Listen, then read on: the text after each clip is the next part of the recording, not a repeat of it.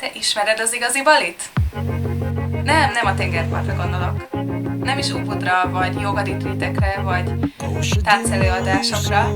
Bali vadonjára gondolok, ahol nincsenek turisták, nincsenek szabályok, csak néhány kokuszpálma, egy pár csirke és a végtelen dzsungel.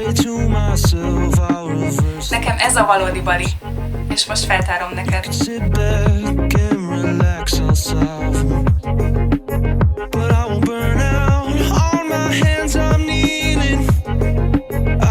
Take control of all these fears I'm feeling. Let me be a part of endless moments. Baby, without you I am homeless. Íme a küldetés. Megkeresni Bali dzsungelei és rizsteraszai között a szabadságot, új élményeket, félelmetes kalandokat, és megismerni Bali hitvilágát és pár helyi mosolygós arcot.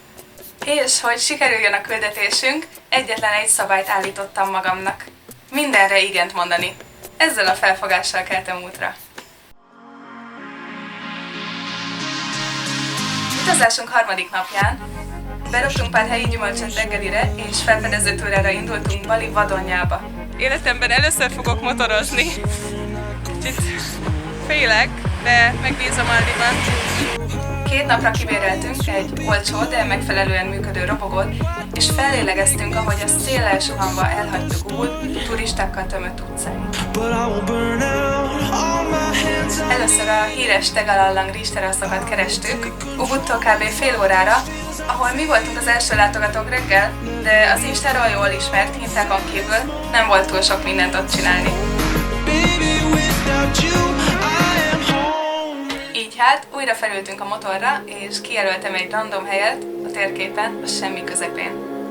Az út olyan volt, mintha egy hullámvasútra ültünk volna, és itt kötöttünk ki. A dzsungel közepén, pár elhagyatott rizsterasz és a patak szélén levő ősi víztemplom társaságában. Miközben kifújtuk magunkat, rajtunk kívül összesen 2 emberrel találkoztunk. Ezt nevezem igazán eldugott helynek, de azért a leírásban megadom a koordinátákat, hogyha ti is itt szeretnétek eltévedni. De nem volt vesztegetni való időnk, egy gyors 10 órai után már hívott is a következő kaland, a 3000 éves balinéz víztemplom, Tirtha Empul.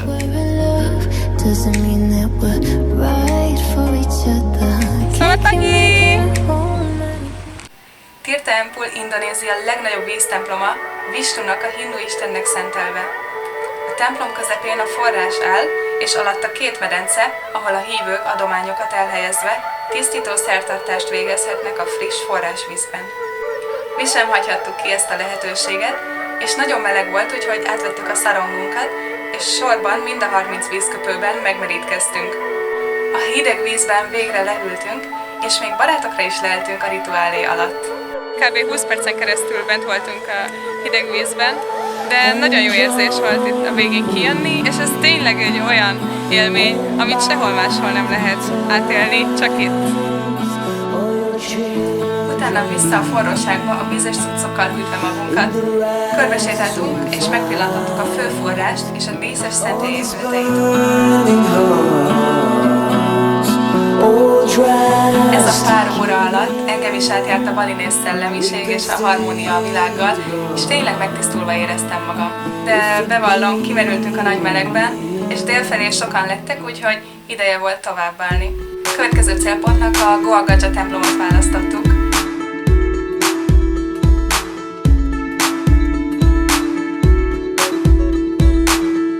A Goa Gadja helyi nevén Elefánt barlang, egy titokzatos barlangot rejt magában, medencékkel és patakkal körülvéve. A barlang bejáratát egy nyitott szájú arckőfaragványa teszi ki, amit egyesek a balinéz mitológiai, gyermekevő Rangrának, mások a hindu földistennek, Omának tulajdonítanak. De a források azt is említik, hogy a hely fontos lehetett az első buddhisták számára Balin. Ezért hívhatjuk triplán szent helynek. Körbejártuk a kis barlangot, és lesétáltunk az erdő mélyén csomogó vízeséshez. Útközben találkoztunk egy idős nénivel, aki elmondott, hogy imád értünk, és rizsszemeket ragasztott a homlokunkra.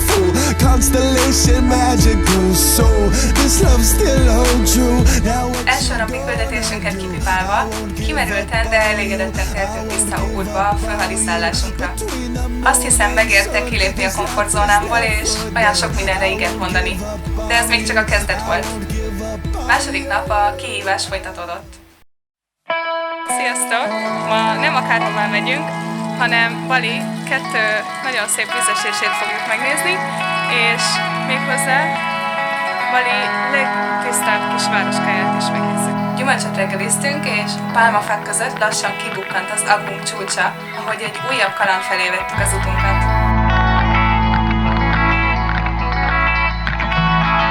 A mai célunk felfedezni Bali vízeséseit. A listánkon 2 vízesés szerepelt, a Tibumana, ami Bali talán leghíresebb vízesése, és a Tukad Cepung. Útban a Tibumana vízesés felé elfelejtettünk lekanyarodni egy helyen, és egy eldugott vízesésnél bukkantunk ki, amit Goarangrengnek hívtak. Nagyon örültek az érkezésünknek a jegyszerők, úgyhogy a tervünket megváltoztatva adtunk egy lehetőséget ennek a helynek is. És milyen jól tettük? A dzsungel közepén találtuk magunkat, és egy zúgókkal teli vízesést tárult elérni.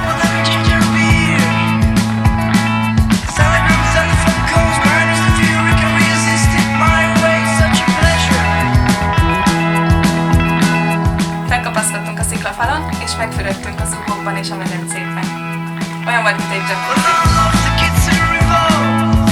Miután már beteltünk az élménnyel, visszaültünk a robogóra, és folytattuk az utunkat a Tibumana vízeséshez. Hello!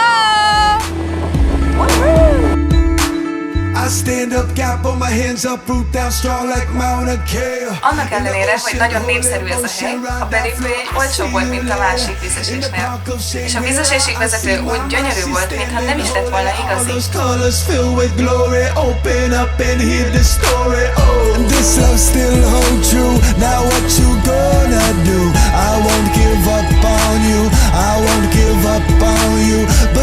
az út végén ott tornyosult a Tibumana. Nehéz volt betelni ezzel a látvánnyal.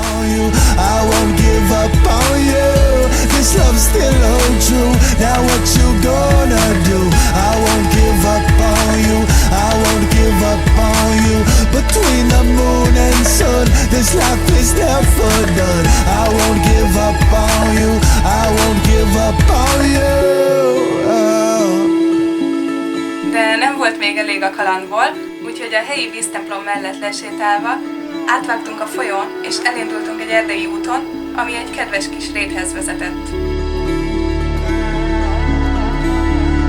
Az úton egy 1 méteres gyíkkal is találkoztunk, de azt sajnos nem sikerült felvennem. Viszont hihetetlen érzés volt a domb tetején, a térdig érő fűben sétálgatni, és a szél suhogását hallgatni. Mivel még volt időnk és energiánk, elindultunk még messzebbre a motorral.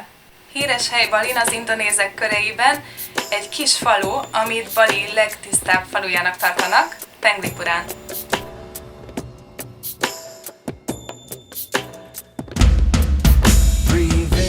A faluházait megőrizték tradicionális stílusban. Minden kerthez több családháza tartozik, bennük egy kis templommal, így a lakók közösséget alkotnak. A falu északi csúcsán egy nagyobb templom helyezkedik el, amit egy kövezett utca köt össze a falu minden háztartásával. Mi véletlenül egy mellékutcán érkeztünk a faluba, hogy nem kell egy jegyet vennünk, de illendő az ottani közösséget támogatni, úgyhogy vettünk tőlük pár dolgot. Büszkén állíthatom, hogy sikerült teljesíteni a küldetésünket ez a pár nap alatt. Felejthetetlen élményeket szereztünk, és jobban megismertük Bali kultúráját, természetét és az ott élő embereket.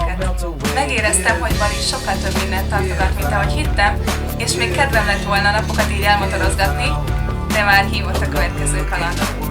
Találkozunk a következő videóban, sziasztok! How in the world does it change?